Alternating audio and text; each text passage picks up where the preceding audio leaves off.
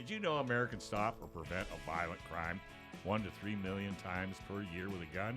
That's right. Studies from the Florida State CDC Crime Prevention Research Center show that guns are used to protect life 25 times more than others when they are used to take a life. That's 25 times, and that estimate's on the low side. If you believe that good people deserve the best tools to defend themselves and their families, then you should be a member of San Diego County Gun Owners. The San Diego County Gun Owners makes it easy to connect with the community that's fighting to defend and restore your Second Amendment rights. Become a member today. It's only $10. Come on, you can't buy breakfast for $10. Go to sdcgo.org/join to become a member. All right, Mike. How you doing, man? Well, you got my favorite guy in the house. Yeah. And I can only say for 23 years, yeah, he's been my boss, and I honestly couldn't say that I had a better boss. Well, there you go. That's awesome. And that's all I'm going to say. And that's Steve Cohen, who is the news director for KUSI. And a true journalist. Now, we're going to talk to Steve. Steve, welcome.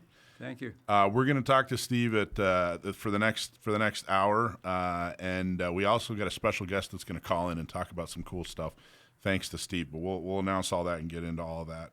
And so, Alicia, get your questions ready. Ready. It's going to be a really cool show.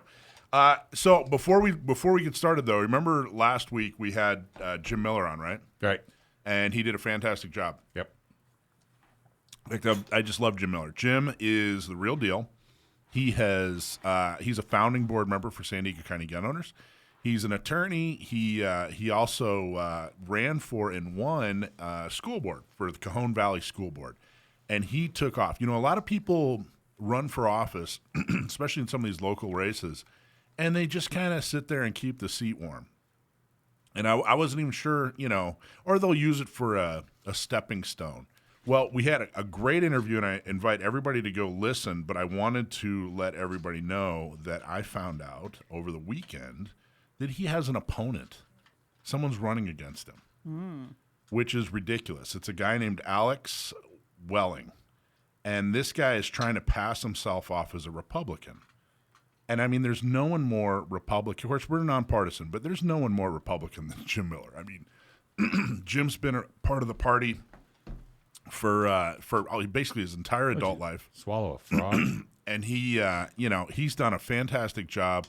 He's actually the named plaintiff on our Miller case, the assault weapons ban case, the only time in legal American history that a federal judge has ruled an assault weapons ban is unconstitutional. And Jim Miller stood up and said, hey, you know what? That's important, and he's the named plaintiff on that. There's no one more Republican. But here's what I found out about this Alex Welling guy. You remember Mary Salas, the mayor down in Chula Vista?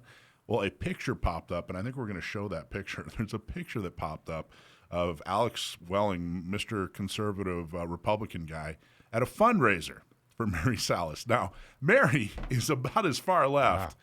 You know, about as far left as you can get. And here he was raising money for her, and now he's trying to. Of course, she's anti-gun. She's as anti-gun as they come. Mm-hmm. And this guy Alex, who's come out of nowhere, he's done nothing. He's never been a part of politics. Nobody in politics knows who he is. He's never been a part of the party. I think he's a plant. I think that he's running in that district because they know that a Republican will have a better shot. I think he's trying to pass himself off as Mr. Conservative. Mm-hmm. You know, even though Jim is the guy, Jim's the one with the history, with the track record, with the voting record. Anyway, this guy Alex is a wolf in sheep's clothing. So everybody listening, we're going to do everything we possibly can to get Jim reelected. Period. You know, Jim's not just another guy. Shouldn't be hard. No, well, it'll the only way it'll be hard, Dave, is if we don't do anything. Right. Then it's going to be just about impossible. So this is a big call to action. Like I said, Jim Miller, founding board member for San Diego County Gun Owners, legit gun guy. I mean, this guy used to go to training with us out in Front Sight. He's a real gun guy. His daughter is a legit competitive shooter. He's again, the named plaintiff on the Miller. We've got to get him. Because now we have some, like I said, a wolf in sheep's clothing. Mm-hmm. A guy who's claiming to be, whatever. Meanwhile, he's raising funds for anti-gun Democrats. We need to make sure that this Alex guy doesn't get into politics. Forget it. Great. Boom. But anyway, I wanted to bring that up and talk about it. I thought it was important. I think you're absolutely correct. What did you think of the interview with Jim? Oh, I thought Jim was phenomenal. And I think more and more times that he gets out in the general public and people get to know who he is, it should make that job a little bit easier. Because it's interesting how he starts talking, and then he goes faster and he ramps up. You could hear the enthusiasm in his voice to where he's just rocking. Yeah, I mean, pretty hard to turn him down. It is, and he's really good in front of public. And he's sincere. You can tell he's very sincere. Enormously sincere and unafraid. Unafraid. Not radical by any stretch. Very level-headed. Yeah. One of the things we were talking about is how this school district has a bigger budget than, the city of El Cajon and the city of Santee combined. I'm trying to get Brittany to quit the Grossmont School District and go to work in his district, because she would be 10 times happier than she is in the Grossmont. Oh, well, I think so. And he's done a great job. He's done a great job for the students. He's done a great job for the teachers. Right. He's done a great job for the security. We'll just get him on more often, get behind him. And and this is it. We're launching the effort here. We're definitely going to spend a lot of – he is a targeted race. We haven't voted to endorse him yet, but I can't fathom that we won't endorse him. When's the election? November. Okay. Next year, 2024. Oh, next year, not this year. Yeah. I'm sorry, next year, 2024. But we got to start right now, especially with this.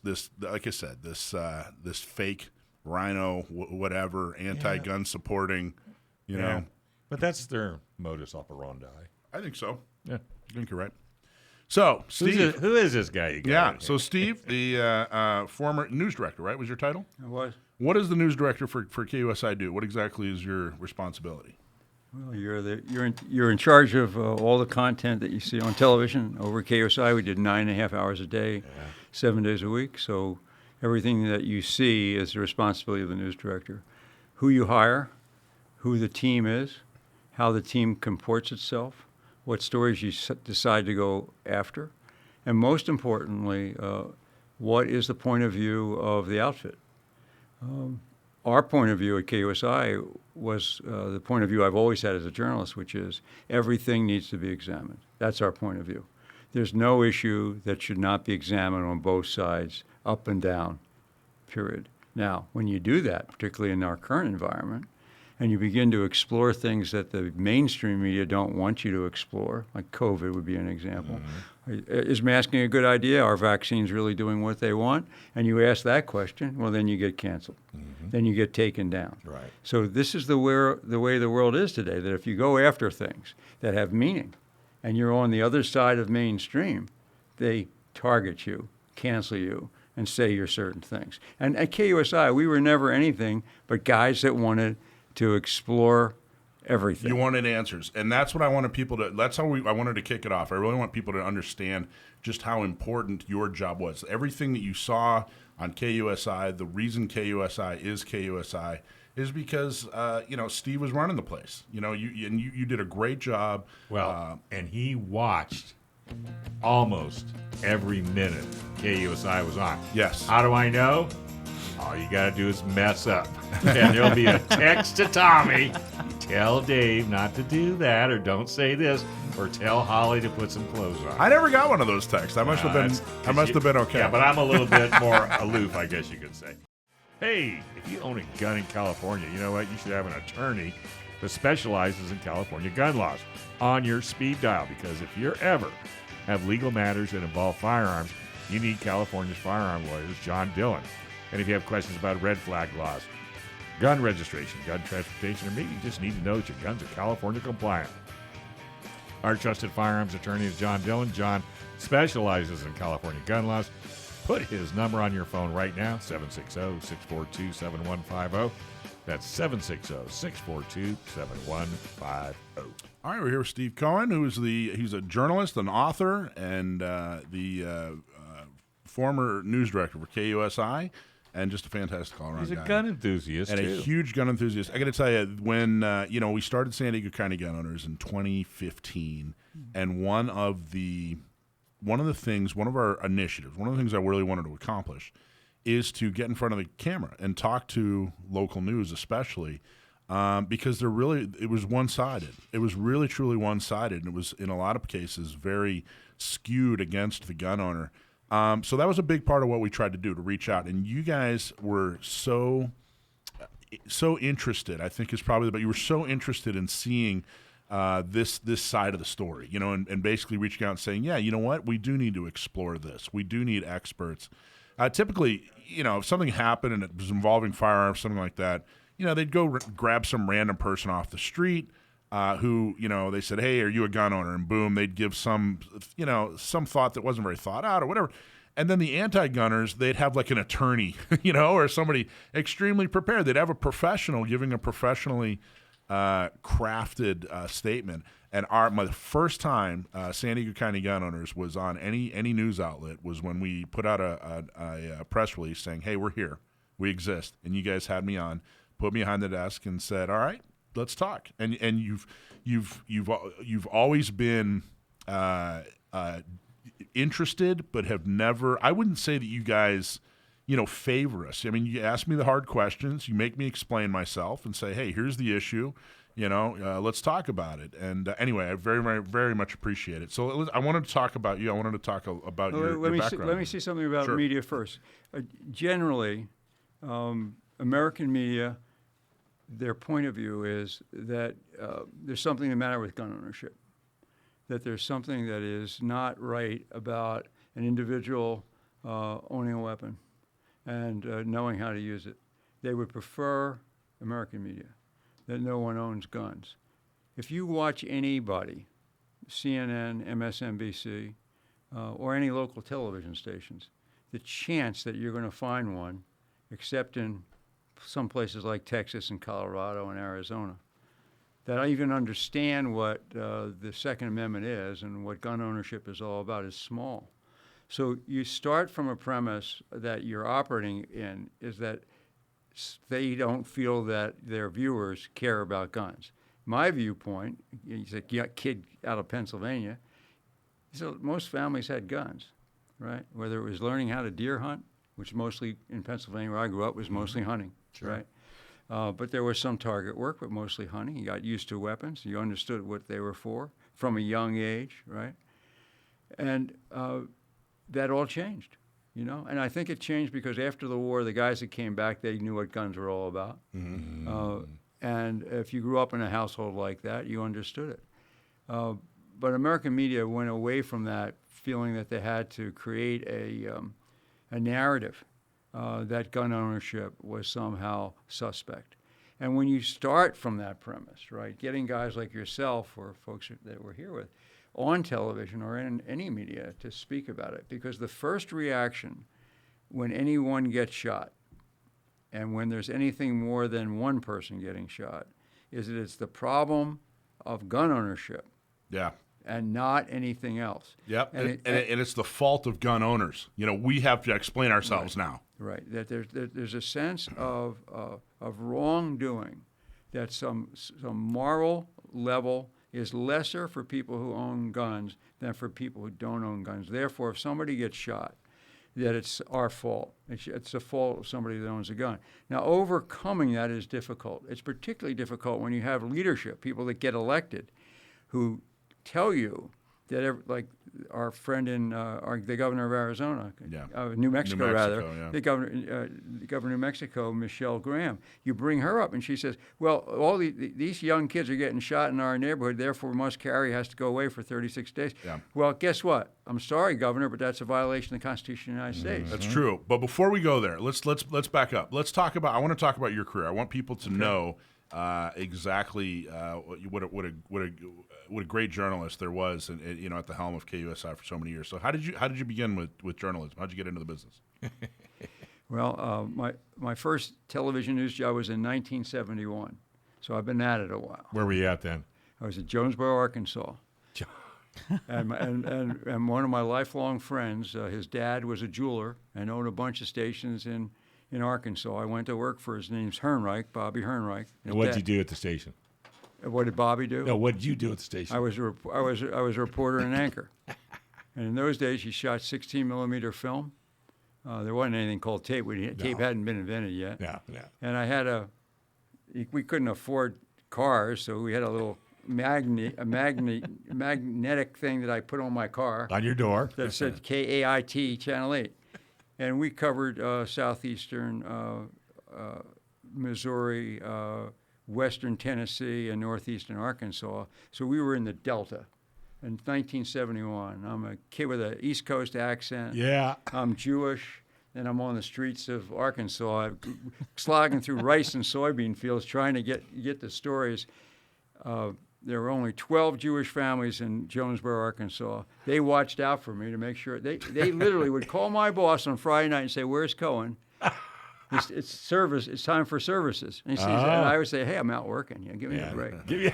But so I worked in Jonesboro. We covered everything: segregation, desegregation, tornadoes, racism, hate, you name it. Wow. All of it. And when I was there, there were two senators. One was John J. McClellan, who was on the House Judiciary Committee with Bobby Kennedy. The other was Senator Fulbright, Fulbright Scholarship. Oh, yeah. Yeah, so those were the two senators, and a guy named Wilbur Mills was head of the House Ways and Means Committee at the time. So Arkansas was a pretty damn important state. Yeah. I was just really lucky to be there. Winthrop Rockefeller was the governor of the state, and Dale Bumpers eventually replaced him. But there was where'd you go from there? Hold on, but there was wait, one there's other thing there. And so one afternoon, I'm sitting on a porch, my boss Bobby Hernreich's porch. It's me, a guy named Jim Guy Tucker, who later runs for governor, and then another fellow. His name was Bill. His name was Bill Clinton, and he was working as a assistant researcher for Senator Fulbright. So there we are, the four of us sitting on a porch in Arkansas. What the hell did I know as a kid about any of it? Of those guys. But they did pretty well. Well, you did. They you had a pretty did good okay. career. Here I am talking to you guys. I mean, You win. I'd say you win. I don't know. So, can you call Bill up today and will he talk to you? I have to say that through his first presidency, Bobby was on his finance committee, and Bill Clinton was a great guy with people. Yeah. Whenever he would come up to you, he'd treat you like you were a long lost friend. I was at a Philadelphia fundraiser with Bobby. You hear that over and over again. And about Clinton him. came up to me and said, "Steve Cohen, how you doing, boy? How's it going, man?" And he remembered everything. I mean, wow. He was about one of the greatest politicians I've ever met, and I met pretty much all of them. So after that, I go to. Do you really want to know this? Yeah, run us through. I go to Peoria, Illinois, and it's early '70s. There's a guy named Richard Nixon in the White House. Yeah. He has a guy named Bob Haldeman who keeps saying to everybody, "How's it going to play in Peoria?" Guess what? I'm the news director and anchor in Peoria. Oh. So you went from reporter to news anchor? My next job was anchor and news director. Wow. I was news director in Peoria, Illinois.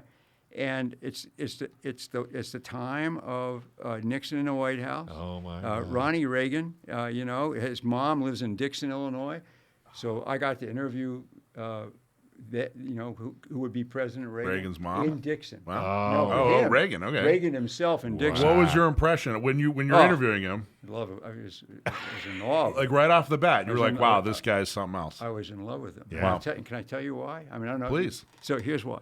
So. In Dixon, my boss, the general manager, said, "Cohen, you got to go do this. Go to Dixon. Go interview this So guy. I drive to Dixon, and I'm there with my 16mm camera on a tripod and all that. And I'm talking to Ronald Reagan, and he tells me a story. He says, "I want to tell you a story I haven't told in a long time." I said, "What, Mr. Reagan?" He said, "Well, it's the story of when I was a lifeguard here, because he was a lifeguard on the river down there in Dixon as a young man." And he said, "I used to sit on this bench, and I saved people." And he said, "Steve, I saved. I think I saved over 70 people because I had a log, and I would notch every time I saved somebody. I'd put a notch in the thing." It's a great story, And he told me that story, and then years later, he's the governor, and he's at it was 77 people he saved, and he's at a pool giving a party for the staff, right? Yeah. Little girl falls into the pool, This is true story. He counts to 10. Nobody else moves. He jumps in with his clothes and he saves the girl's life. No. 78. 78. How? Isn't that? That's amazing. That's an amazing. So I had that experience with. And we have it on tape with by the Mr. way. Reagan. And I also had him at the end of his life as well when I was in L.A. So I'm in Peoria, and then what happens is Nixon resignation, Watergate happens, and I'm on television, and Av Weston, who's the president of ABC News, right, says, "Who the hell is that guy, that Cohen kid, down there in Peoria? He needs to be in the ABC world." So sure enough, Wow. The vice president of news of the stations at ABC, guy, Korean War veteran Sergeant Bill Fife, he calls me and he says, "Cohen, we want you at ABC." I said, "Well, okay, Mr. Fife." You know, he said, "Drive up. You get your butt to Detroit. You get your butt to Detroit, WXYZ TV, and I've got a buddy there, a former Army buddy, Bill Nye, and we're going to talk to you because you need to be in charge of all the news there in Wow. Detroit, WXYZ TV." So I drive up to Detroit. Mr. Nye sees me, and these are tough guys. I mean, Yeah. the news directors aren't like me, softies. These were rough fellas, you know. You know, they would walk around the newsroom if you had your feet up on the news. Oh. They'd knock your feet off and say, "Get the hell up there." You got a break coming up? Yeah. All right. Yeah. Don't forget that. This is All right. So I'm in Detroit now, and Jimmy Hoffa disappears. I'll pick it up right Oh after this. my God. If you listen to Gun Owners Radio, you know how I feel about our current government and financial system. So it's no secret I'm a big believer in diversifying your money with precious metals like gold and silver. But when it comes to buying precious metal, you need the right company in your corner. That's why we have partnered with the top-rated precious metal company, Goldco. Because reputation does matter. Goldco is a 6 times Inc. 5,000 winner, 2022 Company of the Year, and they help people like you and me place over $2 billion in gold and silver. And right now, they're offering Gun Owners Radio supporters up to $10,000 in bonus silver when opening a qualified IRA account. This is your opportunity to protect yourself from out-of-control corrupt government. Don't pass it up. Grab your phone today and give Goldco a call. Take action today so you don't regret it tomorrow. Call Goldco at 855-612-6354, 855-612-6354, and tell them you heard it right here on Gun Owners Radio. So we're talking to Steve Cohen. You right before we went off for a break there. You had just left off on what year was it? 1975, July. He had found Jimmy Hoffa. July 1975. Jimmy Hoffa had just disappeared. Right. So I literally have an apartment with wife 1, child 1 and 2, and I'm within walking distance of a place called the Macus Red Fox, which is a restaurant. So my chief political reporter, a guy named Vince Wade, calls me and says, "Cohen, we didn't have texts and phones and all that stuff. Right. Had a beaper. A beeper went off and said, 'Call me.' You had to actually talk to people. Yeah, you had to talk to me. So Vince says, "I'm coming over to your apartment right away." I said, "All right, come on over." He said, let's go over to Macus Red Fox. I think Jimmy just disappeared." I said, "Jimmy who?" He said, "Jimmy Hoffa." I said, "All right, let's go." So we go into the Macus and we start talking to people. I said, "Was Jimmy here?" I said, "We never saw him. We haven't seen him. Chucky O'Brien was here, but Charles Chucky O'Brien was Jimmy Hoffa's sort of second son. He had his other son, Jimmy Hoffa Jr. So sure enough, nobody can find Hoffa. It's July 25, 1975. In 24 hours, everybody from media from all over the world is in my newsroom, which is WXYZ TV on 10 Mile Road, and everybody's out looking for Jimmy. Now, the last guy who ever interviewed Jimmy, James Riddle Hoffa, worked for me. His name was Jerry Stanicky. He was called the News Hawk, sort of like a Mike Turco type of guy. Yeah. Hard-bitten, tough guy, Stanicky. Stanicky did the Playboy interview. The last live interview with Jimmy Hoffa was done by Jerry. So Jerry said, "All right, let me call Mrs. Hoffa. Let's see. Call Jimmy Jr., see what happens." I can't find him. Remember, he was in prison. He was let out of prison. And so he was on his own. He's about to run to be president of Teamsters again. There was this guy, Frank Fitzsimmons, who thought that was a bad idea. And Frank, people say, was mobbed up. Yeah. Anyway. They say that, huh? That's what they say. So, but I've got a Fitzsimmons story. That's why I put his name in there. Okay. So we're all looking for Jimmy. Nobody can find him. The DA of Oakland County starts digging up houses. He literally starts digging up the back of homes on tips that they think Jimmy's buried there. They figure somebody killed him. They buried him. Sure. Nobody knows for sure. All these yards. So who walks into the room but a guy I had never met, Geraldo Rivera, in 1975. I've known Geraldo. He's been my friend since then because Geraldo came into the ABC newsroom. He was doing news in New York. Yep. And we struck up a great relationship at that point. So that period, that 6 months, everybody's looking for Jimmy. I got a tip that Frank Fitzsimmons and Tony Provenzano and Tony Giacalone, two guys, union guys from the East Coast, Tony Jack and Tony G, that they had met with Frank Fitzsimmons at a place called Larco's Italian Restaurant, which is in Detroit, right? So I had it on a pretty reliable source that the three of them were together. So my boss says, "Okay, Cohen, you can let the anchors report that." So the anchors go on and report it. I'm sitting in my boss at Phil's office after the show. Phil always after the show would open up the drawer, pull out some scotch. In those days you could smoke and drink. I'm not a drinker, but Phil was. Yeah. So they're sitting. He's up to his second scotch. The phone rings. He picks it up. And somebody's screaming at him. He says, "You got the wrong guy. I didn't do the story. Cohen did the story." And he gives me the phone. So there's a guy screaming at me. It happens to be Mr. Fitzsimmons. No. Yeah. It's Frank Fitzsimmons. Yeah. He's giving me hell. Yeah, we're going to sue you. That's the end of ABC. Oh. We're coming after you and your money, whatever you got. That kind of stuff. That kind of stuff. He said, "I wasn't there." I said, "Well, we got people tell us you were there. Yeah.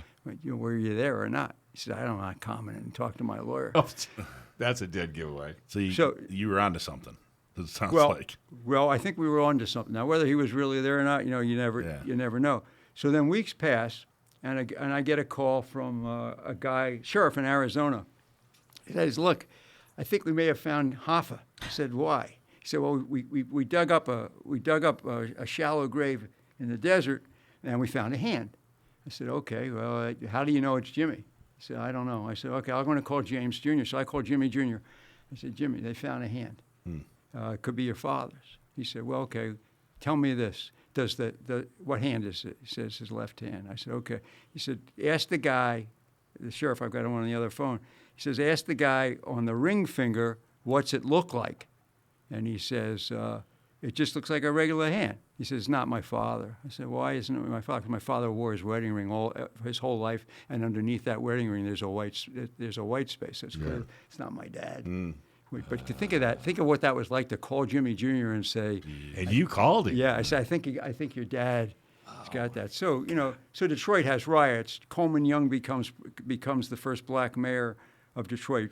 Henry Ford II builds the Renaissance Center. All that's happened on my watch in Detroit. It's a great place to be. That's a lot of news. That's a lot of news. That's a lot of news. So I'm just lucky because I'm in a place that's just wild with news. Yeah. So doing what I do, which is run newsrooms, it's like... And you're in heaven. It's like heaven. Yeah. Right? So I get a call from a guy in Boston. RKO still owns television stations. He had just lost a guy, and he said, I think you're the guy. You need to come out here and be my news director." So I fly out. It's 1977, into the blizzard of 1977. There's snow everywhere, right? This guy, he's a little great guy. His name's Mathis, and he says, he's driving me from the airport. By the time I get from the airport to the station, he says, "You got the job. Here's the money. It's a lot more than you're making, like way more than you're making.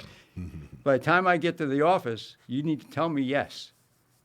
I said, "Okay, yes, Yeah. I'll take the job." I got all the money. I'm good. I got the job. So I'm in Boston with RKO, Kevin White, desegregation, busing, Governor Dukakis. Yeah, Dukakis. Dukakis is governor. You're like a living Billy Joel song. Heavy. You're just like just rolling through all the highlights of history. Heavy snowstorms. Dukakis is making his chops. Kevin White's there, and Ted Kennedy's senator. Yeah. You know him. Sure. I've heard of him. You've heard of him. Young Kennedy, and the other senator. God, why am I going to forget his name now? This is going to kill me. But Ed, first African American United States senator since Reconstruction, and so he is He's the other senator.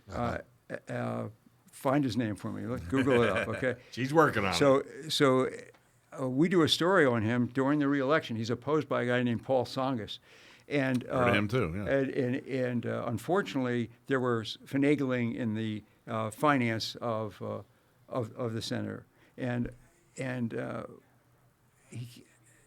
he lost. But before he lost, he walked into my office. This is a stately, incredibly handsome guy. He just couldn't have been a better U.S. senator. He was the archetype of U.S. senator. But this guy Jack Cole, who did the story on him, and he walked right into my office. Stately African American gentleman, and sat down on the desk and just looked at me and very quietly said, "You have destroyed my career, but it's not my career.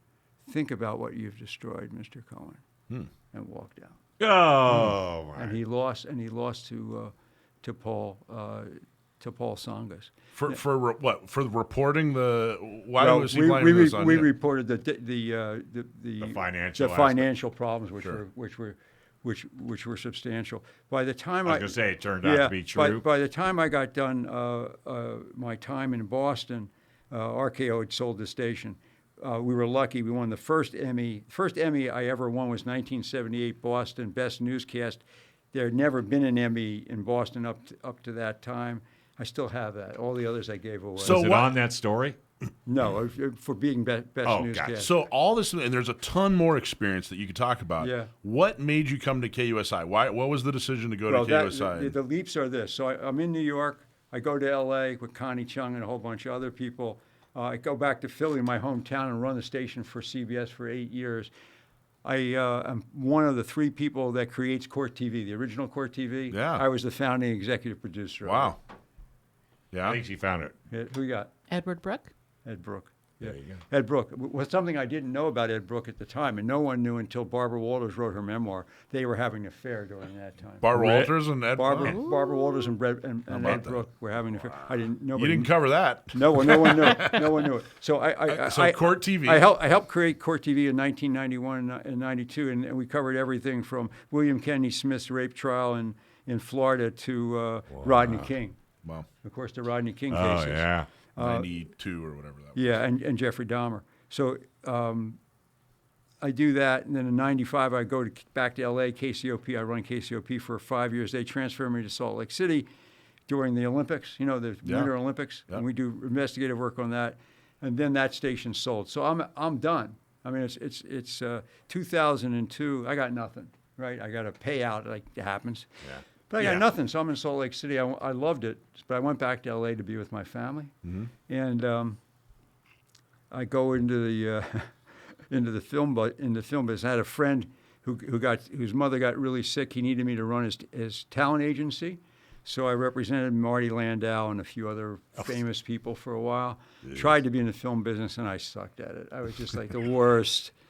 I had no patience. You had a film made. It takes you 8-9 years to raise the money, get it done. You need it now. So I'm a guy on a cycle. Do it today. Sure. So he comes back and takes back his company. I was acting CEO, and I wasn't doing anything. And a friend of a friend who worked for Mr. McKinnon, who I had met years ago, Mr. McKinnon Sr., when I was in L.A., said, I think you might be the right guy for Mike. And sure enough, I met with Mike, and they said, sure, let's give it a shot. Nice. So here's what I want to do. The next segment, you got a special guest to call in. So we're going to have you talk about him. We're going to talk about his situation, everything. But you should talk to him. Yeah, I'm going to talk to him. Oh, yeah, and then, but then I want to continue. I'm going to talk you into staying on even longer and continue these stories. Have you heard of... Only you if still we got can all talk your about notes. guns. I want to talk We'll about get there. We're going to get there. We'll get there. But we're going to take it first. See, folks, when you get Steve Cohen in the house, the whole show goes upside down in a positive Have you heard way. of 7 layers of Kevin Bacon or 7 degrees of Kevin? I feel like we've got like 5 layers here. To You Steve know what? Cohen. And we still got 3 more to go. Hey, have you ever wanted to learn how to be a pilot? Well, guess what? San Diego, you can fly almost every single day in San Diego, and it is by far the best place to learn how to fly. Learn to fly with San Diego Flight Training International. You can check out their deals just for gun owners, radio listeners. 1 hour ground school, 1 hour flight with instructor. Yep, you get to fly. Normally $400 for listeners, $350. Getting started is super easy. Give them a call at 858-569-1822 or go to SDFTI, but I just call 858-569-1822. So one of the things that we talk about a lot are defensive gun uses, especially with our big victory in San Diego. First time in decades, people could get their CCW, and then last year the Bruin decision out of New York it reaffirmed everything we've been saying about some of the CCW policies here in California. So we talk a lot about defensive gun, and that's the term, a defensive gun use. If you're a law-abiding citizen, use a firearm to save your life, it's called a defensive gun use, DGU. And we have a really interesting story that actually made national news about, 7, 8 years ago, about a very interesting situation. And we were talking about what happened in New Mexico. The governor of New Mexico said, hey, you know what? Even if you have a carry permit, no one gets to carry a gun. And she just put this decree out as if it's constitutional, as if she has the authority to do that. She does not. But it didn't stop her from doing it. And, Steve, you brought up a friend of yours. His name is Chuck DeCaro. He, again, an extremely interesting situation where he was able to save his life and the life of his wife while traveling. So, Chuck, are you there? Yeah, I'm here. How do you hear me? Perfectly. How are you, sir? Oh, I'm fine. Thanks, Steve, for taking some of his time and giving it to me. But I got to tell you, Governor Grisham I don't know what she's thinking, but it makes no sense to me that at the height of criminal gun utilization in New Mexico, she unilaterally decides to take away any protection that any lawful gun owner could have and give you a $5,000 fine for doing it. Yeah, it's a lunatic situation. It doesn't make any sense at all. It doesn't make any sense logically. It's not going to help. But most importantly, what she's doing is completely and totally against the Constitution. I mean, it's that simple. So talk about your situation. What happened when you were able to defend your life and the life of your lovely wife? Okay, well, I had to go do a war game in California for the Office of Secretary of Defense. And because my wife Lynne and I had a 13-year-old Weimaraner who couldn't fly, we decided to take the Great American Cross-Country Road Trip. Sure. And we went through Albuquerque because she had gone to high school there.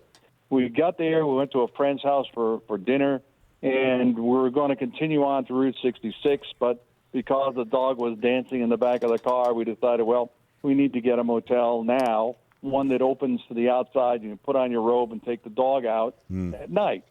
So we did, and unfortunately picked the wrong hotel. And we got inside. I went in to take a shower. She went out to get some dog food.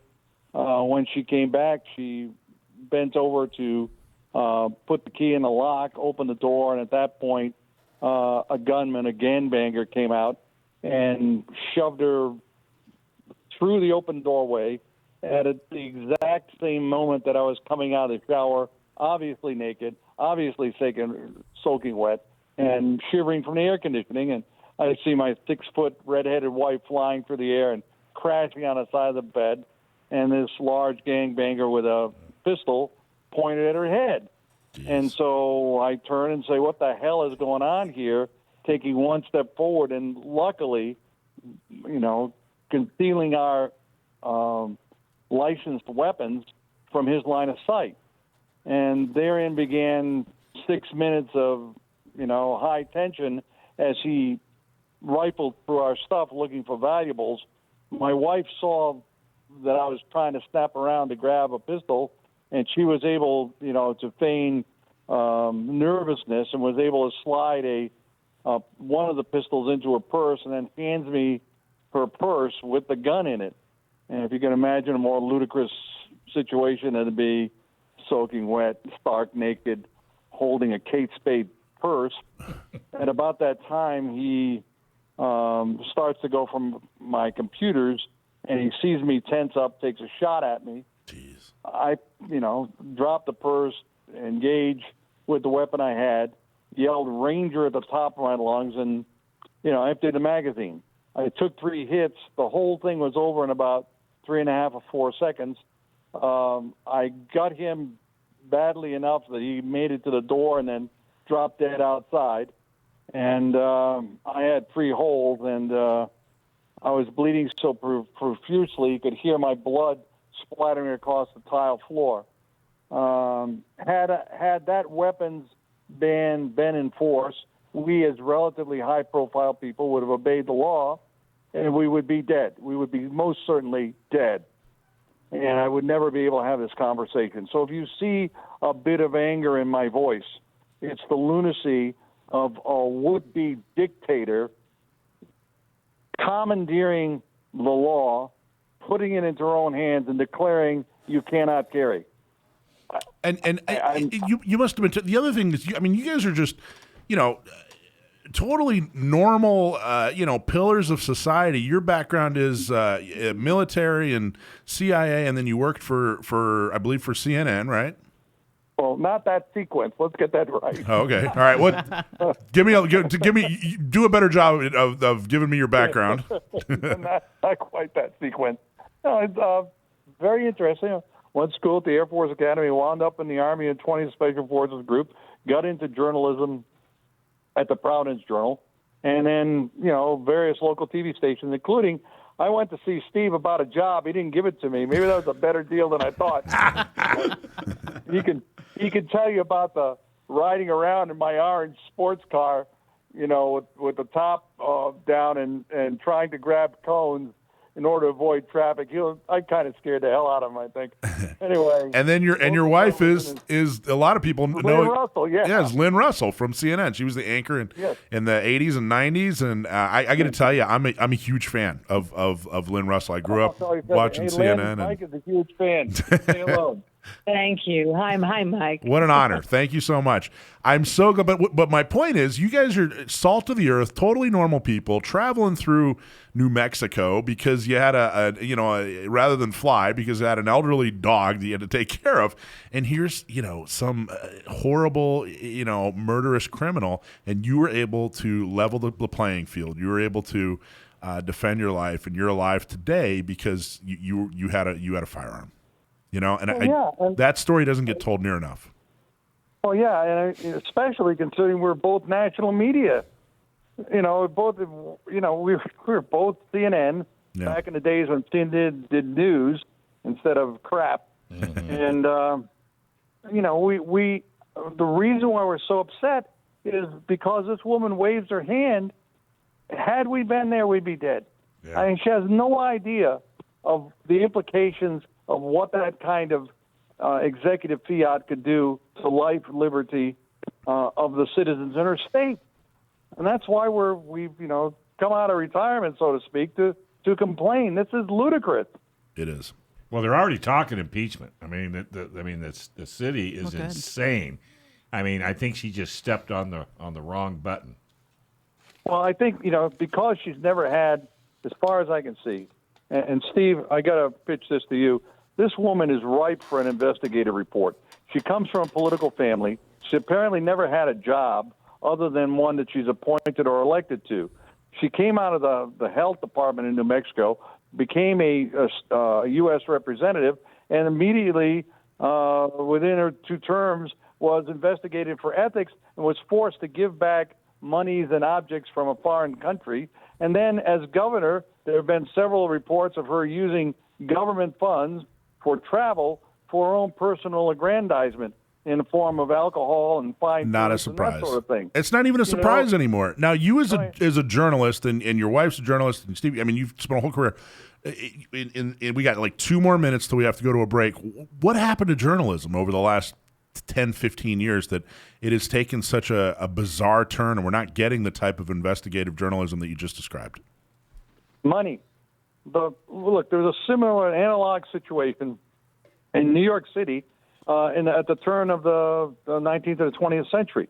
There were 26 daily newspapers in New York, but in their heyday, they ate up the entire advertising budget of the city of New York City. And so you ended up with one newspaper fighting another newspaper on a personal basis until between mergers and acquisitions and going out of business, you wound up with the 3.5 that you have today. And I think that the analogous situation is here in that everybody's gone onto cable and now onto streaming, okay, and there's only so much ad budget out there. And with that, I think you'll see a consolidation of the various news outlets that are there. What's happened is CNN, our home network, has become a radio talk show with pictures. Yeah. Because, you're paying for the physical plant, and you just do interviews with people. You don't have to go out and do anything. It's all Ask op-ed. Steve. He knows how expensive this business is when you got to lug an expensive camera out into the boondock and not sure you're going to be able to turn a report that day. Chuck, thank you so much. I want you to know, if you could please tell Lynn, when I talk about the difference between good journalism and bad journalism, Lynne Russell is my example of good journalism. Everything, I mean, I didn't know where she stood politically because she just reported the news. And I can't thank you enough for coming on and telling your story. And please tell Lynn I said thank you for all that she did professionally. And I'm glad you guys are okay. I am honored. Yeah, I'm honored to have you on. Thank you so much. Hey, the fight for the Second Amendment is also happening in Orange County and Inland Empire. Orange County gun owners and Inland Empire gun owners lead the fight on the city and county levels to defend and protect your self-defense rights. How do they do it? They do it by fundraising, getting local pro-gun candidates elected. Become a member today. Go to iegunowners.com/join. Or if you're in Orange County, that's ocgunowners.com/join. And join the growing number of responsible gun owners stepping up to defend our Second Amendment rights. That's iegunowners.com or ocgunowners.com. That was a cool interview, right? With Chuck DeCaro? Chuck DeCaro. Yeah, that was awesome. And Lynn? It wasn't long enough. No, it really wasn't. Wasn't long enough. So we're talking. I want to jump right back in, Steve. I really want to talk more about. I want to talk more about journalism. I want to talk more about your career and everything. So you were talking about KUSI and how you got the job in KUSI, and you were there for what? 20 years. 20 years. So 20 years. So it was really. I have to say. All credit due to the McKinnon family, of course, with Mike McKinnon Sr., who owned the station, took the station from nothing, and over 40 years ago, felt that we needed a local outlet for the kind of journalism that we did. How would you describe the kind of journalism you guys did? I think it's just it's local, it's ground level, it's eyeball to eyeball. Yeah. We're not better than you are. Yeah. We're here to help you. It's old school. Yeah, we're here to serve you. It's a Mr. McKinnon felt it's about service. That's why you have a television station. You're going to make money, but you're not going to make a lot of money. Right. Believe me. He didn't make a lot of money, but he made some money. He already had some. But his dad, Clint, had been, he was the only congressman for San Diego County when there was only one congressman for San Diego County. And before that, he also owned the opposition newspaper to the UT. That must have been a while ago. That must have been decades ago. No, that was in the beginning, right? But Mr. McKinnon himself, I'm talking about Mike Sr. now, not his dad. He was part of a group of civic-minded developers, of which he was one, and Herb Klein was sort of the leader of it. Herb Klein, former press secretary to President Nixon, also publisher of the UT for many years. And Herb used to have a session of these guys. And they were the movers and shakers. So when you look at Mission Bay, you look at the reclaiming of the gas lamp, you look at the Symphony Hall, of course, the aircraft carrier that they took out of Bremerton and said, we're going to put an aircraft carrier here. Everybody thought they were nuts. It's the number one attraction. It's the number one attraction in America right now. It's a bigger attraction in San Diego than our zoo. These fellas had vision. Yeah. That's awesome. But they didn't do it for them. That's the most important thing about what Mike and KUSI meant to this community. It still does, I think. It's not about us. It's about you. And I would say that to my team of folks all the time, whenever I had a chance. It's not about, nobody cares what we think. What we care about is what they think. Right. And our job is to take what they think and try to put it into a format where the people that make these choices, the guys that we all voted for, get that these things matter to us. And that is the difference between just owning a TV station or a radio station or in a paper and really making a difference and becoming part of the community. When you say KUSI to an Uber driver or somebody on the street, they have a reaction. Yep. there's Every time. There is an emotional connection that over the, and I'm not going to take much credit for it, but I was there for 20 years, and that's what I wanted. Well, I wanted everybody to know we're regular guys. We're regular guys and women. We're not better than you. We are you. The only difference is that we've got a shot at framing what you care about and making this community better. You're going to make it better. We're going to help you tell your story. Well, that's what KUSI was. Well, I can tell you honestly, when the transition was going on, because I'm always wearing my car shirts, and I wear them all day after I'm on. The outpouring. I mean, I didn't get lunches, I didn't get dinners, because people would literally come over. What's going on? It's not going to change, is it? It's not going to change, is it? Well, it's my favorite. from what I understand though, is it's the only it's the last independent station in the nation. Is that right? One of four left. Yeah. And talk about that, because KUSI is not affiliated with ABC, NBC, CBS, or Fox, right? It's an independent station, but it is now owned by a large group called Nexstar. They own 166 stations that do news. They own 200 stations. But prior, last 30 years or whatever, it was totally independent. Independent. We had CNN as a source of information, but we were an affiliate of CNN, but we weren't owned and operated by anybody except the McKinnon broadcasting Nobody told us system. what to do. Only the McKinnons, and they had points of view. And they had, yeah. Well, I got to tell you, so when we reach out to stations. It's a part of our plan. We send out press releases, we send out emails, we send out texts and phone calls to say, hey, because we try to craft, a story. Like, hey, here's something that needs to be talked about and covered or whatever. And I'm on KUSI. You guys respond. You guys have me on as much as all the other stations combined. They're not interested. Yep. They're not interested in unless something's if it bleeds, it leads. If there's some kind of horrible tragedy, then they basically say, okay, let's get that guy on, that Mike Schwartz guy, call him, and let's have him let's have him explain why there has to be tragedy in the world. I go to them all the time and say, hey, here's a whole other perspective. Hey, here's something else that's going on. Here's something positive that's happening. And they don't, nothing. Well, nothing. First, you guys do. First, it's important to understand that these are not people who aren't journalists. They're not bad people.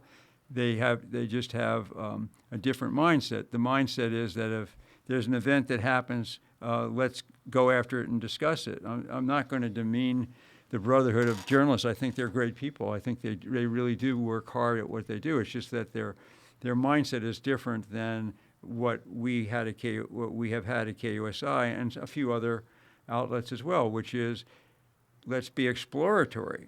Let's look at issues before there's a flashpoint. We don't need a flashpoint to make television valuable or radio valuable. And I think that's the difference, right? So if there's a flashpoint, like the Parkland shooting, let's take, right? A big flashpoint. Mm-hmm. Well, then all media gets involved with the Parkland shooting, and then something comes out of it.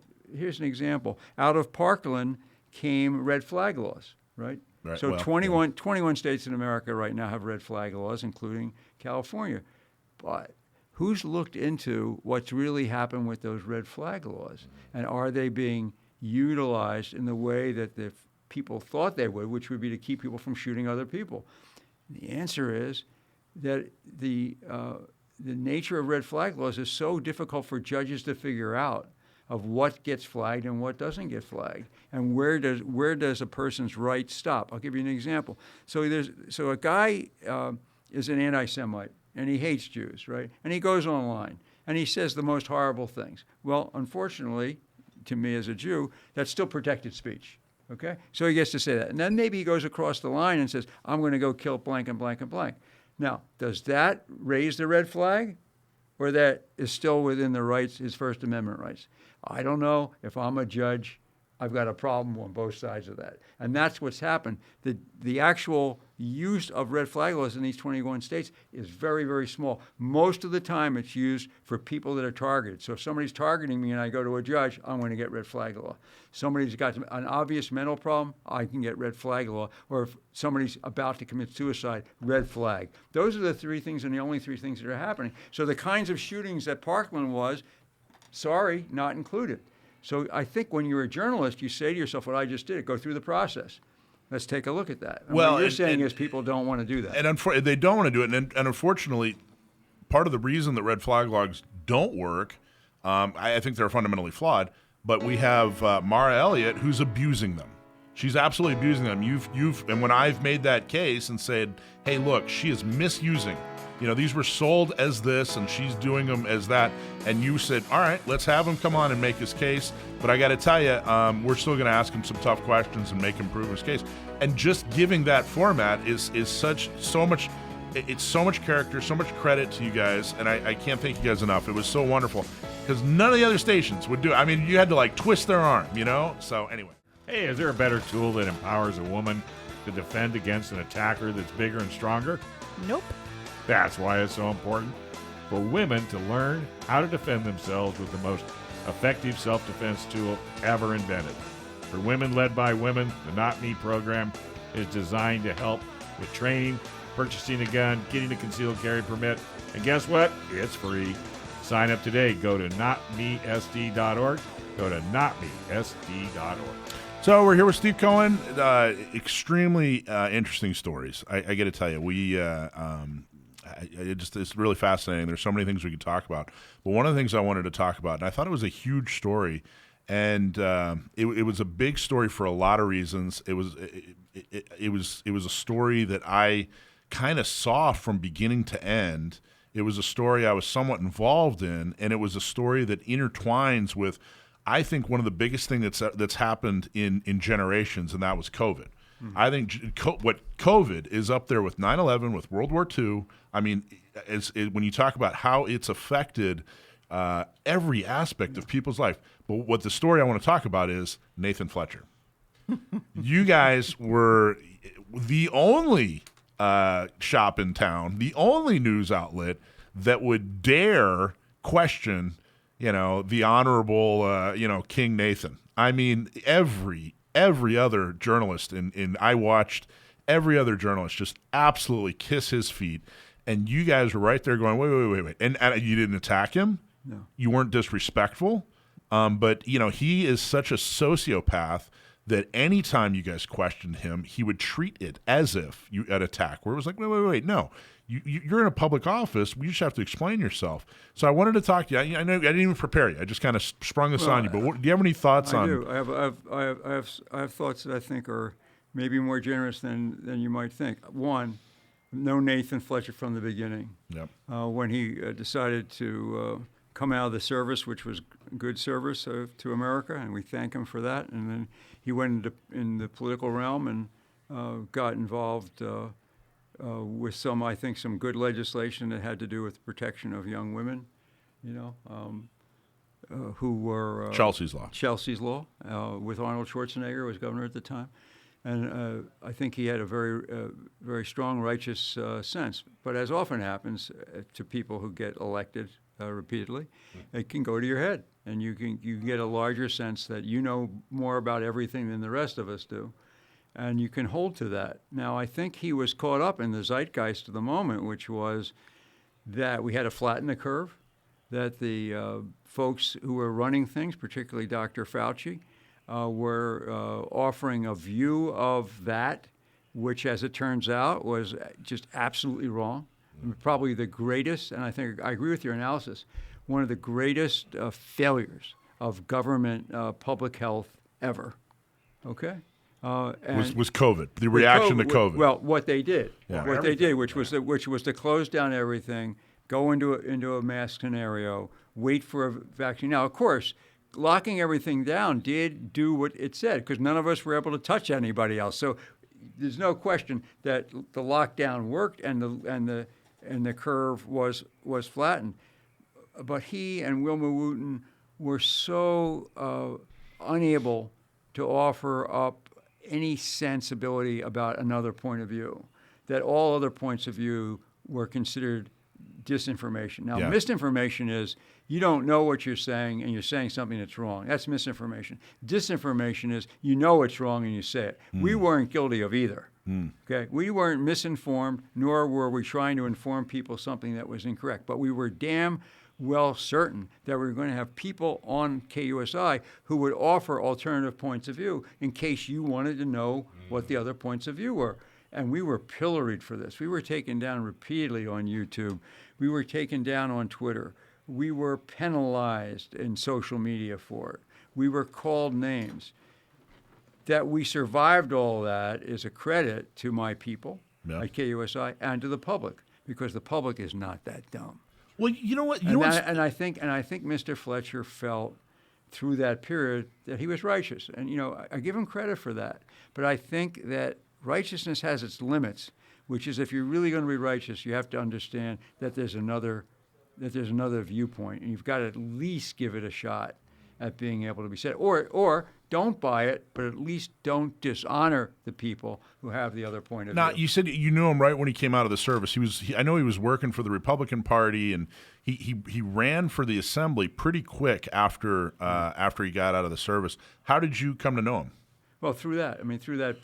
You running for the Assembly? Through that period, yeah. As he decided to become a public figure, and I will say as clearly as I can, I never had a problem with that Nathan Fletcher. I thought he was thoughtful. He was devoted to his own rising star, but that's what it takes to be a politician. But at the same time, I thought he had good policies and a good sense about him. Now, he changed parties a number of times. Well, what did you think of that? Because he changed parties, but he also completely and totally changed policies. Well, everything he used to think was 180. Look, I think we all of us in the room here, we go through periods of maturity and also a sense of maturation of what our political views are. So I actually wasn't so surprised by that. What I was surprised with is where he wound up. He ended up basically a way left of center progressive, and aligned with Lorena, who had always been in that. I mean, Lorena Gonzalez didn't change her point of view. She was always someone who was very much aligned with the traditional American and labor left, right? And she owned that, and good for her. I mean, she's a significant force and continues to be. And as he began to, his life changed. He became to own that. I don't embrace that, but I think that he has a right to be where he wants to be. If you're transparent about it and you're open-minded enough to say, I am not going to vilify the other side for what they believe. I think that vilification, that's for me the demarcation point between myself and any politician. Is at least allow me my point of view. Your point of view, sure. Okay. Yeah. I think I think there are books that can be written on Nathan Fletcher. I think we've seen the end. I think he's done. I hope. But I really do think it was a fascinating, from the time he ran for the Assembly to the time he was disgraced and had to leave office. There's a book that needs to be written. I don't think he had a point of view. I think all he had was ambition. I think he's a textbook sociopath, and whatever needed to be said to advance his ambition, I think that's what he said. I don't think he ever actually had an opinion. He would, you were talking about how Bill Clinton was so good with people. I think he had a lot of that. Mm-hmm. He was very charming. It was unbelievable how charming he was to men and women. Unbelievable. I would not I would not be able to psychologically characterize him. It seems to me that. Well, I'm certainly not an expert. You're right. That he was a dutiful public servant. I mean, he believed that what he was doing was right. I don't agree with a lot of his policies, but I cannot disagree with his single-mindedness after all of these pursuits. And I think that if someone was going to write a volume about him, it would be very complex. I think he's a complex individual. I don't think he has a linear personality. He's a young man from very humble beginnings, a very difficult early life, and he had to overcome all of that to be what he became. So I think that, like most of us, we're a mix of qualities. And the admixture sometimes comes out in our favor, or it catches up with us. I think for him, unfortunately, it does seem that it caught up with him. Now, but I'm not going to comment on the nature of the case against him, because I don't really have any expertise at all about of what's happened, other than it was a situation where he clearly had to remove himself. Well, so we have a couple minutes where we got to go to another breaks, and we touched on COVID. What was can you tell us about like a huge moment, a journalism moment? You're sitting there in the middle of this situation. None of us knew it was going to be so big and so impactful, and none of us knew what was going to happen. What was a big moment? What was something that stuck out where you're like, oh my gosh, this is huge, or I can't believe this is happening, or this is how we're going to handle this thing? Or... Well, for me, as a news director, just having an empty newsroom with just a few of us there, putting plexiglass shields between the anchors, changing everything that we had in the shop. I'm going to admit it was a fairly scary time. I mean, I was worried for everybody, not knowing anything about the disease. I was worried for myself, my family, but also for my family at KUSI, of who would get sick, who wouldn't get sick. We were very fortunate. Was there a tipping? Because I remember being scared. Absolutely. Yeah. But was there a tipping point? Do you remember a point where it was like it turned from fear to wait a minute? Well, I think yes, I think when the face mask. Yeah, matched? Dave's showing me the face mask that everyone had to wear. But I matched them to my shirts. But I get I think all that was prudent.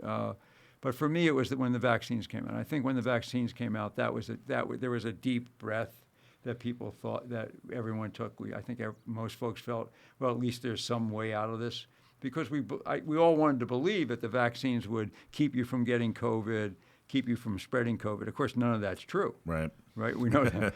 We know that now. But at the time, it seemed like, okay, let's go out there. And if you want it now, at KUSI, we did not have a vax mandate.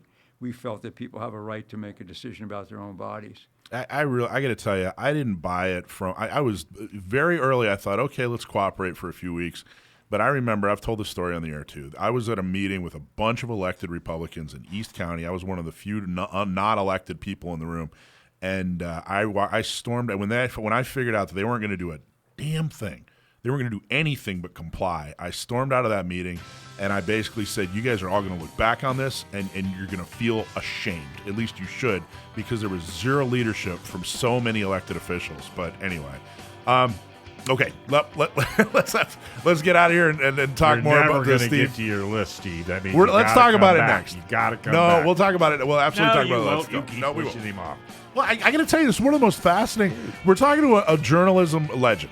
In all sincerity, I worked we can with do him for 20 years, and I was not smart enough to sit down and ask these questions. I bet you managing you was the hardest job you ever had. Keeping him in line is not. Yeah, he did. He had a Dave direct Stoll in line. line is not that easy. Coming with motorcycle guys and bearded wonders, and people look like they just came out of prison. Dude, I brought the Hells Angels in, and he did not want me to bring them in. No, really, he brought people. They look like they just got out of Star, and they still had their. What are you? Hello, are you allowed to be outside of the prison wall? He always brought guys like that, which I love. Check their Kept shoes. you on your toes, sir. Yeah, man, they did take the Hell's Angel guys. I remember that day. So do you really want to put these guys on TV? I told him, wear your colors. He said, Make sure you wear your colors. He said to me something like, it's not the Hell Angels with Marlon Brando. It's not like that anymore. Trust me, boss. Trust me. These are good people. They raise money for kids. And that's what they did, and they raised a ton. Hey, a lot of companies waste an enormous amount of money on marketing. The design is excellent. The photos are beautiful. But you know what? The website looks good, too. But it's just not getting you customers. Why? Because you don't have the words that make people buy. But now you can fix that with Sage Street. Sage Street can help you find the words and make it easy for your customers to understand what you do and how you buy from you. Stop wasting money today and schedule a call. Getting started is super easy. Visit sagestreet.com. Click on the Schedule an Appointment button. That's sagestreet.com. And click on that Schedule a Call button. So, Steve Cohen, legendary journalist and, of course, author and just all-around great guy. And I truly appreciate you being on the show. I don't know if we told you or not, but it's a gun show. So let's actually talk. Let's talk about gun. Oh, I got to get go one ahead. thing. One more thing on Sure. on COVID. So one of the reasons everybody was going in one direction, of course, was Dr. Fauci. Right. And so now we look at Dr. Fauci and say, he was probably wrong on a bunch Yeah. of stuff, but we all bought into it, right? Right. So when we were doing that, when Dr. Fauci was there, because I'm a historian, I got a degree in history as well. I remember that in 1793, there was a yellow fever epidemic in my hometown of Philadelphia. Philadelphia was the capital of the United States in 1793. George Yep. Washington was there with Martha. That's a fact. People start falling over dead from yellow fever. It's, well, not called yellow fever then. People just turn yellow and they start falling over dead. Right. So there's a guy who signed the Declaration of Independence. He was the Dr. Fauci of his time. His name was Dr. Benjamin Rush. So Dr. Rush said, I know how to take care of this disease that's killing everybody. Washington says, that's a great idea, but Martha and I are leaving town. So the president and Hamilton, they get out of town because they're not listening to Dr. Rush. Dr. Rush's prescription was this, enemas and purging, right? And bloodletting, okay? And that's what we're going to do. And Bloodletting is leeches. Right? No, they just cut they you open. actually would cut you open and take blood out of you, drip Okay. blood out of you. So those were three things. And then he said, and here's what else I want you guys to do to take care of this. Take sections of rope, dip them in kerosene, and put them in your pocket, because the reason this disease exists, it's in the air. It's in the air. It's in the humor. So people were walking around Philly with pieces of rope dipped in kerosene in their pockets, and at night they would take gunpowder and pour gunpowder on the street corners and light the gunpowder up, because Dr. Benjamin Rush, the Fauci, said that's what we should do. It'll change the air, right? Now, that's crazy, right?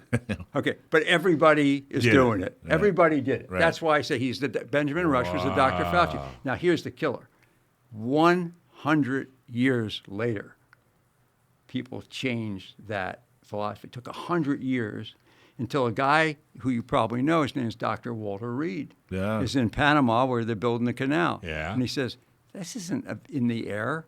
It's a mosquito that causes the yellow fever. We get rid of the mosquitoes, we'll get rid of yellow fever. But the point is that the Fauci of then had a theory that everybody bought into for almost 100 years. And here we had Dr. Fauci doing the same thing. So I put that on TV. I put that on TV, and they all, and everybody. How did that looked at me go over? Like, well, for my anchor people, they were like, They loved it. Yeah, they loved it because who knew that? You know, so we knew that. Okay.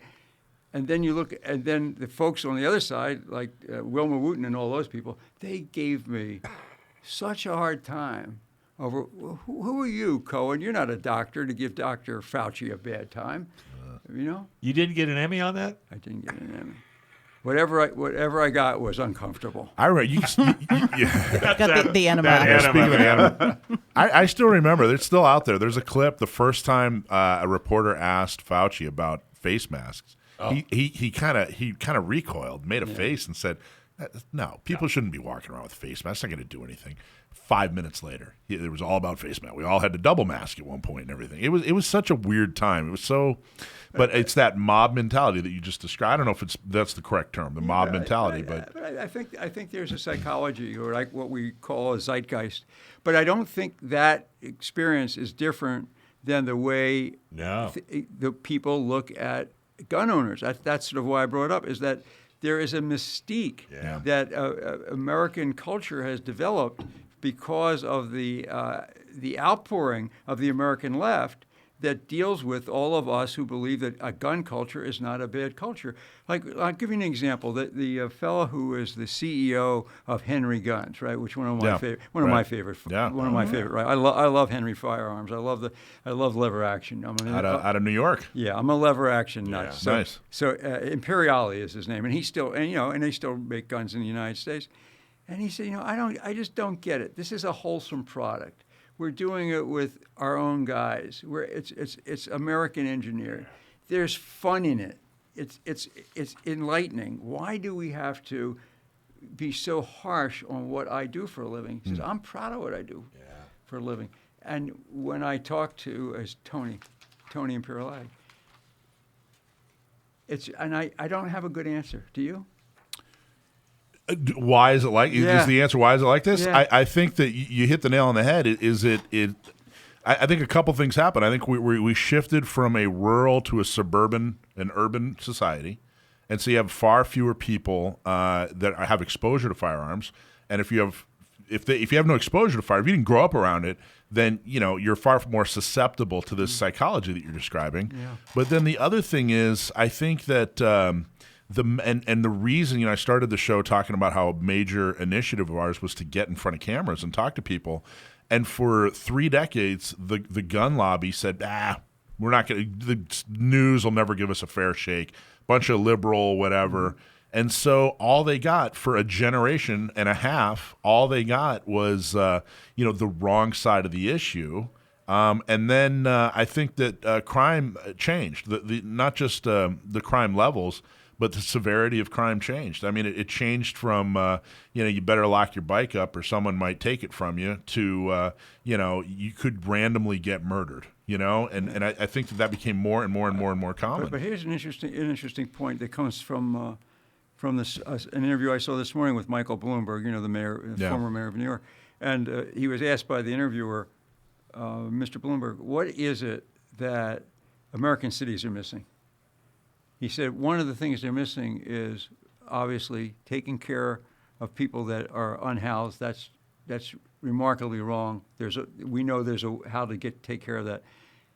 And American cities are afraid of fighting crime, and the people that are getting hurt by crime are exactly the people that need our help, which are inner city people, and particularly, and he said this, Michael Bloomberg, inner city black youth.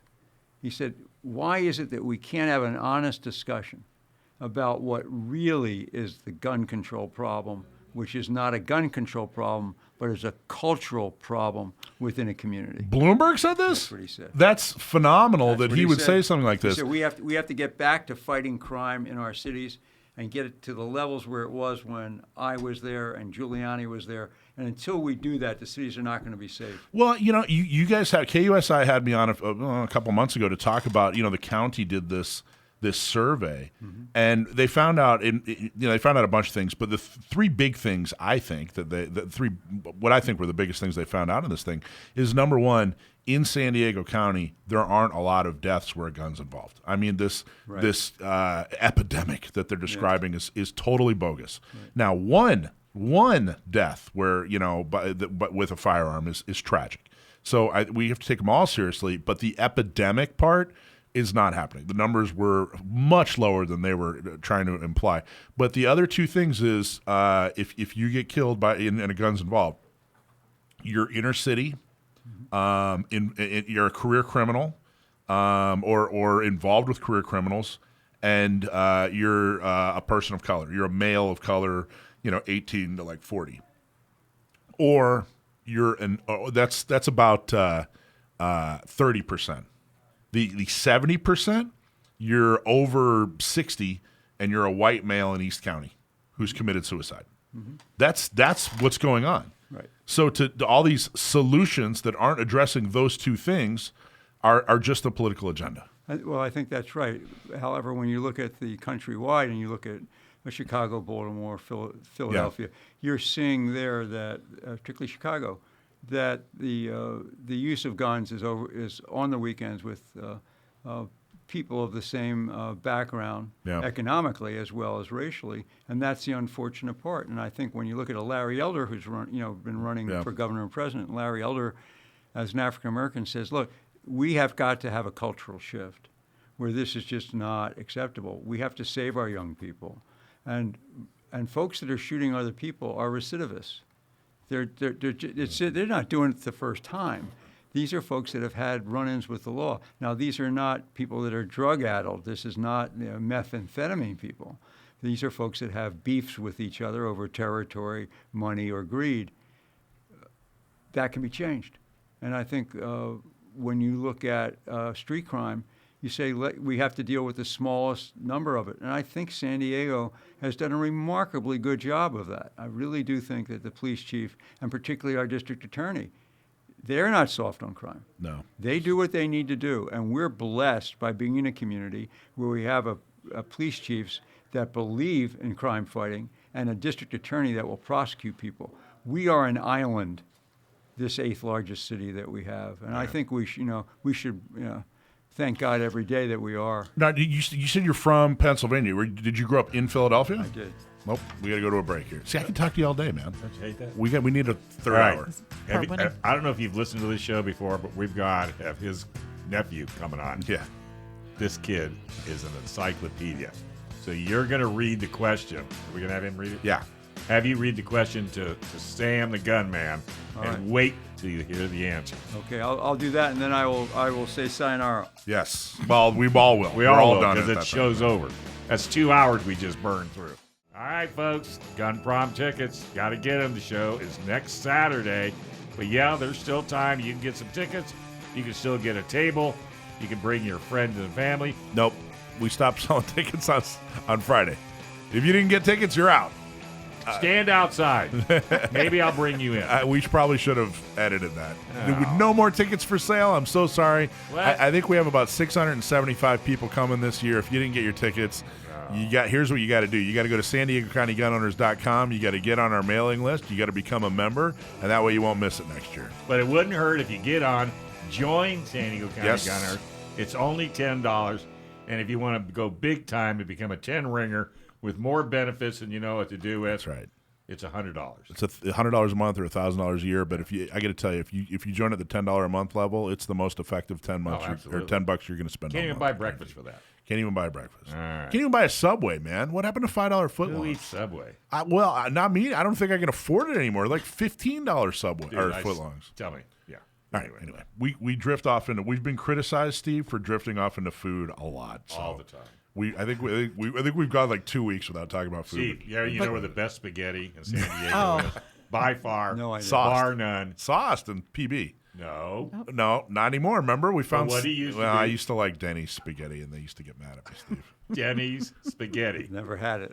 Well, go into an it's Italian disappeared. restaurant and tell them that. It's disappeared. Yeah. Okay, so everyone's favorite segment, Stump My Nephew, Sam the Gunman. We found out years ago my nephew Sam is extremely good at gun trivia.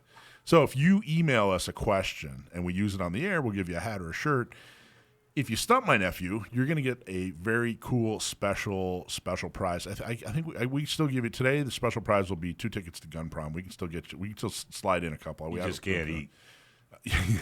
We'll find it. We'll give you some spaghetti. Okay. So anyway, without further ado, Sam, how you doing? Good. How are you guys? Fantastic, Sam. Thanks for being on the air as always. We were just bragging about you to our special guest, Steve Cohen, a journalism legend, Steve Cohen.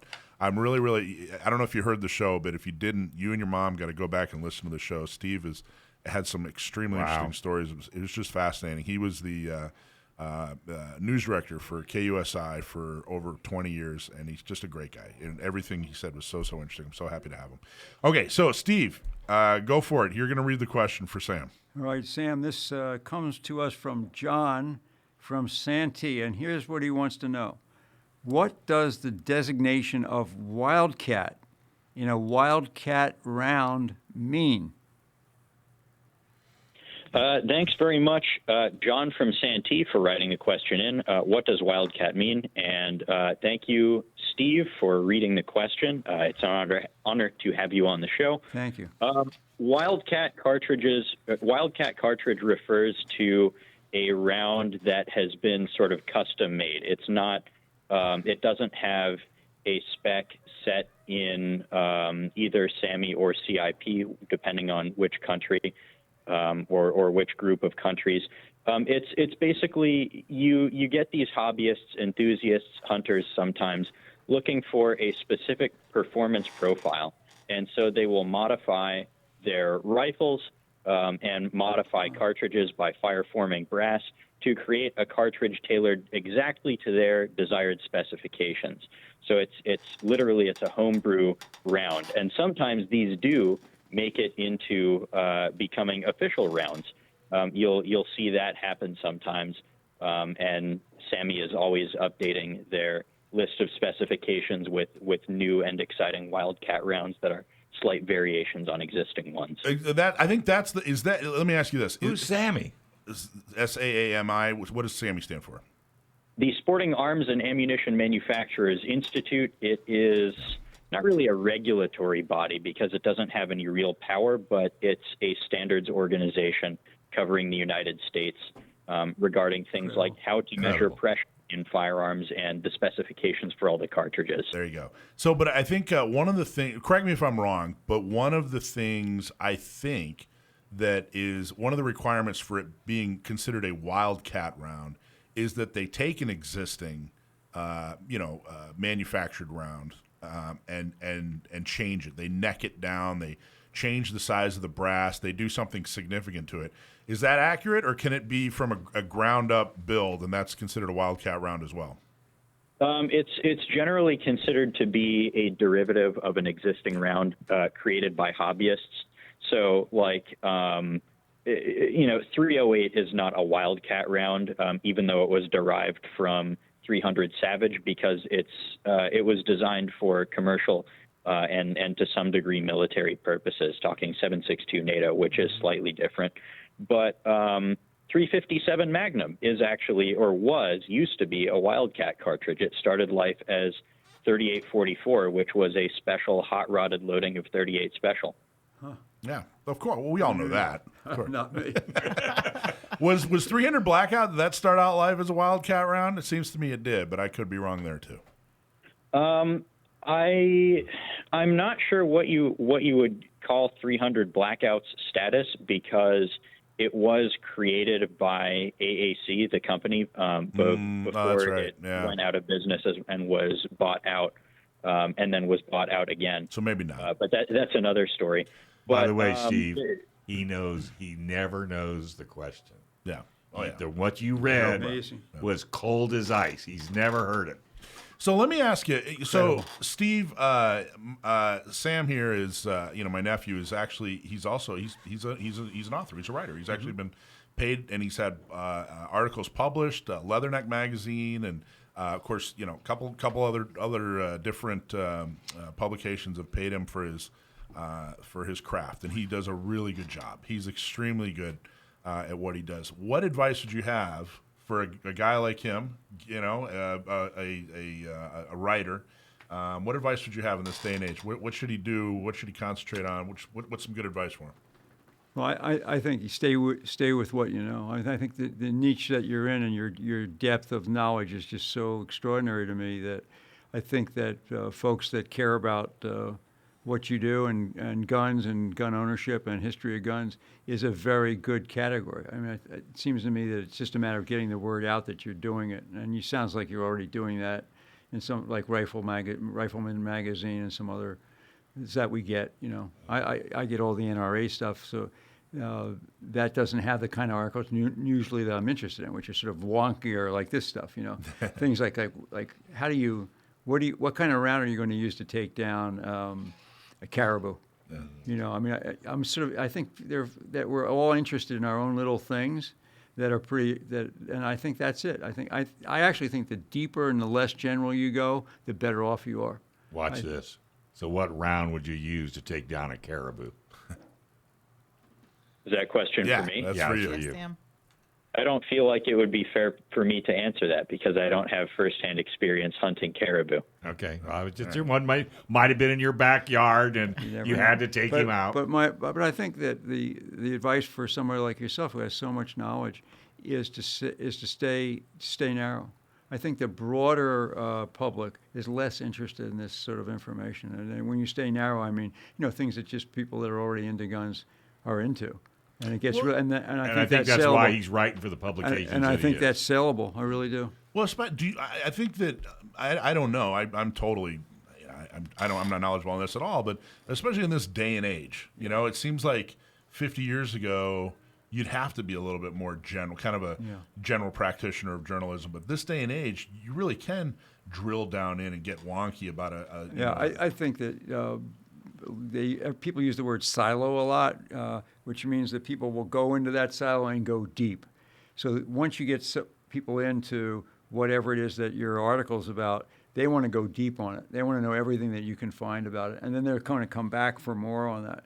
And then it's just a matter of, how many silos of information can you create? You create one that's about double action revolvers. You create another that's about old school Smith and Wesson. I mean, whatever it is that you that you like, and people like I'm a Smith and Wesson's fan, so anything that has to do with that outfit and what they're doing now or what they used to do, I'm into. You're in. I'm into it. In your 50 years of journalism, what's the biggest mistake that journalists make? What's the most common, or what would you advise? What talking about today? Over your career. Yeah, it's the same. It's simple. It's called the false hypothesis.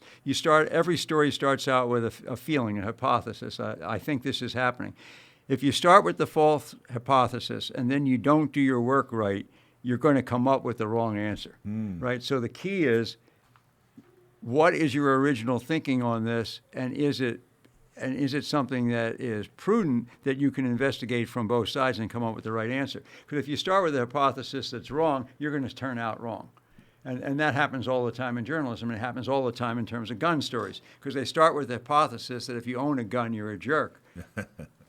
Exactly. Yeah. Right. And then I just wanted to, in the last minute, Sure. and Sam, thank you for letting me get to know you, man. You're incredible. I just wanted to say something about Heller, which, Sure. as you know, one of the important cases. And I think that Scalia gets misunderstood so much on that case. He expanded through his great intellect that the Second Amendment really wasn't about militia, right? And by doing that, he pretty much opened the door for everything else that was going to come in terms of gun rights. And somehow he figured that out. And to me, that's the great mystery of intellect, is how someone can take what is basic knowledge and take a leap from that knowledge to a place that's going to help millions of other people. Anthony Scalia did that for all of us who are gun owners. Wow. Thank you for being on, Steve. Thank you, buddy. Truly an honor. I'm so Truly. glad that I got you to come on and He's coming be a back. part of our show. Nobody gets me for 2 hours, so thank you very much. Yeah, not bad, huh? I thought so. Thanks for watching this episode from Gun Owners Radio. If you're watching mainstream media, you're not getting the truth about guns and the Second Amendment. Gun Owners Radio is the easiest way to stay on top of the Second Amendment fight, the fight for your self-defense rights. You can watch our live stream on YouTube every Sunday from 4 to 6 p.m. California time, or if you're in San Diego, AM 1170, FM 96.1, The Answer. We're also available on your favorite podcast platform. Just do a search for Gun Owners Radio and you'll find our show. Don't forget to support our sponsors. Click on the links in the show notes and support the businesses that support your Second Amendment rights. Like and subscribe to help defend and restore the Second Amendment, not just in California, but across the country.